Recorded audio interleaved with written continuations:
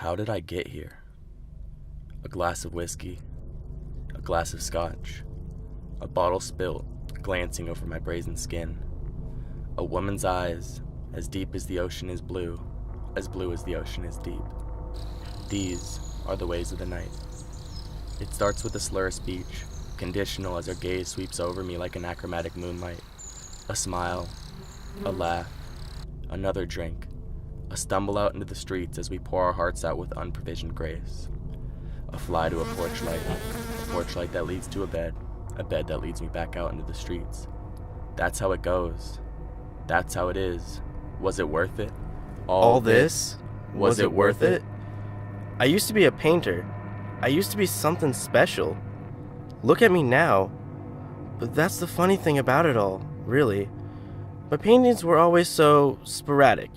They were usually caused by some kind of pain in my life. Out of me, they would spill like blood, seeping from my veins, dyeing the canvas a sickly shade of poison sentiment.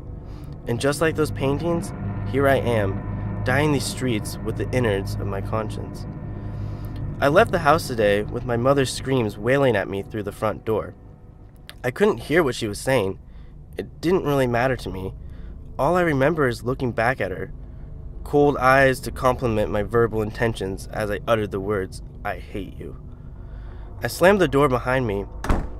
Her screams had stopped. I'm sure that what I said must have really hurt her. I wish it could have been different. I wish I could have said more. I didn't mean it, of course. I was just trying to win the argument. Was it worth it? All this? Was it worth it? I should have stayed where I was. I was far too drunk to leave. How many instances have I told myself just this time, only to break that rule the next time? It only takes one time, doesn't it? It only takes one moment to change your entire life. The streets were empty as my car puttered down the road. It was silent save for the sound of the engine and the soft purr of the radio as it droned on in the background. It was dark outside. It was late. I had nowhere to go but away. I passed beneath a streetlight and looked back to my left, across the road at a tree. As the wind blew through its leaves, it seemed to beckon to me. With nowhere to go, it seemed like a calling. I stepped out onto the road and began to cross the street. Out of the corner of my eye, I could see a bottle resting in the passenger seat. I didn't really think it would make a difference, one drink. After all, I was already drunk. I reached for that bottle, diverting my gaze from the road for only a second. My feet stepped slowly towards the tree.